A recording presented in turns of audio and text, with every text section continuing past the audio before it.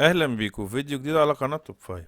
واللي اول مرة يشوفنا، احنا قناة متخصصة في ترشيحات الافلام والمسلسلات. اشترك فيها وفعل الجرس واستنى كل جديد.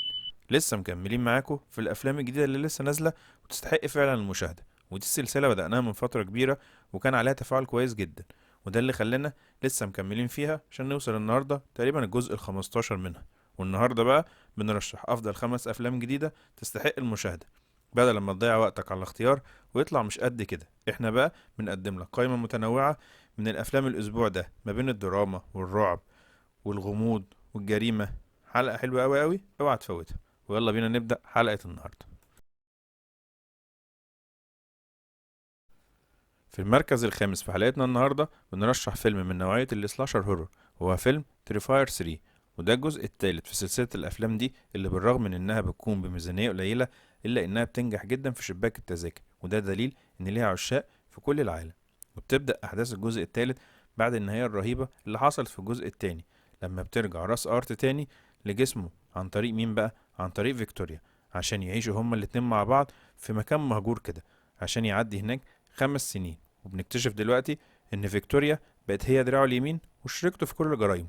ونشوف دلوقتي بقى برضو سينا، دي الوحيدة اللي نجت في أحداث الجزء اللي فات.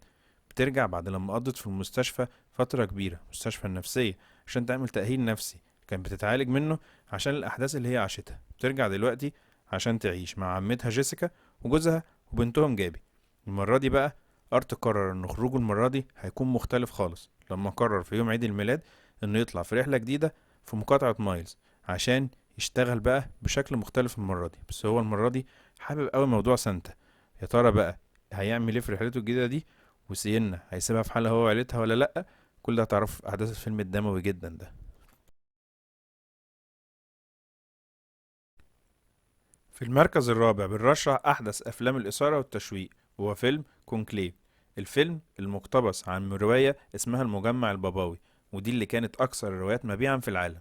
وبتدور أحداث الفيلم حوالين الكاردينال لورانس، اللي بيتكلف بتكليف صعب جدا جدا، وهو إن هو يدير عملية اختيار البابا الجديد في سرية تامة. وده اللي بيخلي أكبر قادة الكنيسة الكاثوليكية من جميع أنحاء العالم يجوا يتجمعوا سوا جوه قاعات الفاتيكان، عشان وقتها بقى يقود لورانس عملية الاختيار دي في وجود قيادات كبيرة جدا جدا بتنافس بقوة جدا على المنصب ده، منهم الكاردينال بينلي وتيمبر بلاي والراهبة أغنيس. لورانس كان فاكر إن الاختيار بيكون سهل وبيتم في جو طبيعي، عشان يكتشف إن الموضوع صعب جدا لما بيلاقي نفسه في قلب مؤامرة خطيرة جدا بتهدد الكنيسة كلها. 72 ساعة هي مدة العملية دي. يا ترى بقى إيه اللي هيحصل؟ كل ده هتعرفه في أحداث الفيلم. To be invisible, God has nevertheless given us eyes and ears. You should be careful, Thomas. This is a conclave, Aldo. It's not a war. It is a war, and you have to commit to a side.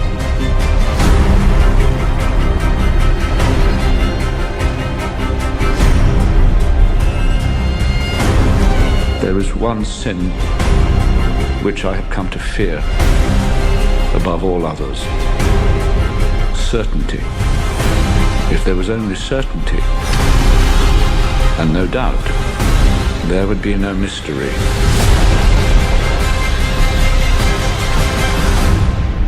And therefore no need for faith.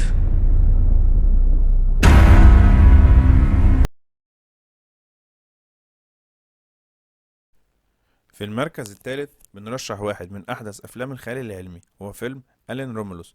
الفيلم اللي بتدور أحداثه في سنة 2142 في الفضاء. وهناك بقى بنتعرف على واحدة اسمها ريني كاردين، البنت اللي بتشتغل في منجم على كوكب ضلمة. الكوكب ده ما بيشوفش النور خالص، واللي كانت فاكرة إنها أول لما تخلص عقدها في المنجم هتسيب المكان ده وتروح مكان تاني، لكنها اكتشفت إن ليها عقد جديد واتفعل واتكتب عليها خلاص إنها تفضل هناك سنين كتير تاني على نفس المنجم ده. وده اللي خلاها تقرر انها لازم ما تكملش في الحياة دي ولازم تهرب. وفعلا قررت هي وفريقها من اصحابها في الكوكب ان هم يهربوا ويتمردوا على الوضع ده، اللي لو ما اتمردوش عليه هيفضلوا هناك طول حياتهم. وده بقى هيكون ازاي؟ لما اكتشفوا ان في محطة فضائية بتدور فوق الكوكب. هم قالوا بقى ان هم لو احتلوا المحطة دي واستغلوا الكبسولات اللي فيها هيستخدموها، وهيلاقي نفسهم في مجرة تانية، عشان فعلا لما بيبدأوا في تنفيذ خطتهم تتفتح عليهم أبواب من الجحيم. يا ترى بقى إيه اللي حصل؟ كل ده هتعرفه في أحداث الفيلم.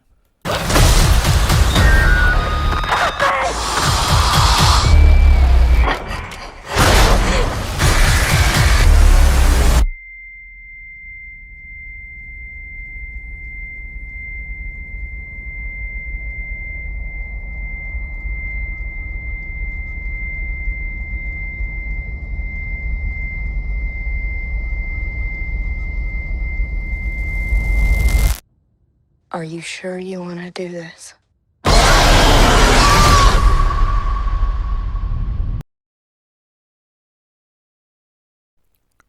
في المركز التاني معانا النهاردة بنرشح فيلم درامي، والدراما لازم تكون موجودة معانا كل أسبوع في حلقات أفلامنا دي. الصراحة بقى إن 2024 مميزة في أفلامها الدرامية جدا جدا، والنهاردة معانا واحد من أميز أعمال السنة، وهو فيلم سينج سينج. الفيلم اللي مبني على أحداث حقيقية، مش بس مبني على أحداث حقيقية، لا ده كمان بعض الممثلين اللي فيه أشخاص فعلا في القصة الحقيقية، القصة اللي بتدور أحداثها حوالين واحد اسمه ديفاين جي، وده مسجون في سجن اسمه سينج سينج. السجن ده شديد الحراسة جدا، بس هو مسجون بسبب جريمة ما عملهاش، بس للأسف مفيش قدامه أي دليل أو أي طريقة غير إن هو يعيش. عشان بقى هناك يلاقي أمله الوحيد إن هو يقدر يعيش في السجن ده، لما مجموعة من المساجين قرروا إن هم يحضروا المسرحية كنوع من أنواع النشاط في السجن خلال فترة عقوبته، عشان نتعرف بشكل كبير على الشخصيات المسرحية دي، وبالأخص بقى على بطلنا ديفاين جي.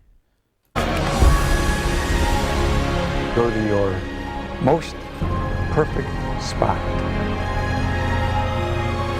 Do you hear anything? Are you with somebody? Are you outside? Hold that feeling.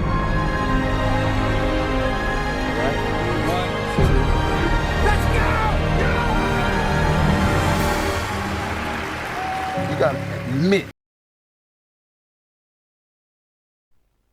في المركز الأول في حلقتنا النهاردة بنرشح واحد من أجمل أفلام الإثارة والجريمة والمحاكمات، والصراحة بقى إني من عشاق أفلام المحاكمات دي، وبشكل عام الأسبوع اللي جاي ده هيكون معانا حلقة خاصة جدا عن أفلام المحاكمات، اللي منها فيلمنا النهاردة جورر 2، أحدث أعمال المخرج الرهيب كلينت إيستوود. الفيلم اللي بتدور أحداثه حوالين الصحفي اسمه جاستن كيب، اللي بيستدعوه عشان يكون من ضمن هيئة المحلفين في قضية قتل مهمة حصلت في سافانا في ولاية جورجيا. لما حصلت الجريمة راحت فيها الضحية الشابة كندل، اللي لقوها ميتة بعد يوم واحد بس من خناقتها مع واحد صاحبها اسمه جيمس. وبنلاقي بقى ان المحامية بتاعة كندل عايزة تتهم جيمس بأي طريقة، وسهل جدا انها تتهمه فعلا لان هو اخر واحد كان على خلاف معاها. وفي المقابل التاني بقى محامي جيمس عايز يزرع الشك في قلب المحلفين عشان حاول يطلع ابن الراجل اللي معاه ده بأي طريقة، لكن قدام كل ده كان جاستن عنده اضطراب رهيب جدا كل لما يسمع اكتر عن القضية. يا ترى بقى ايه اللي مخليه في حالة القلق الرهيبة اللي هو فيها دي، وايه علاقته بالقضية دي؟ كل ده هتعرفه في احداث الفيلم الرهيب ده اللي يستحق وبكل جدارة ان هو يكون المركز الاول معنا في حلقة النهاردة. Maybe I didn't hit it, dear. Let me just ask you one thing.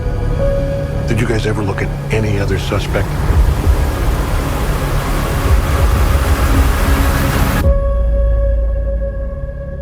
لو عجبتك ترشيحات النهارده اعمل لايك للفيديو وسيب لنا رايك في الكومنتات، ولو لسه مش مشترك في القناه اشترك وفعل الجرس واستنى كل جديد.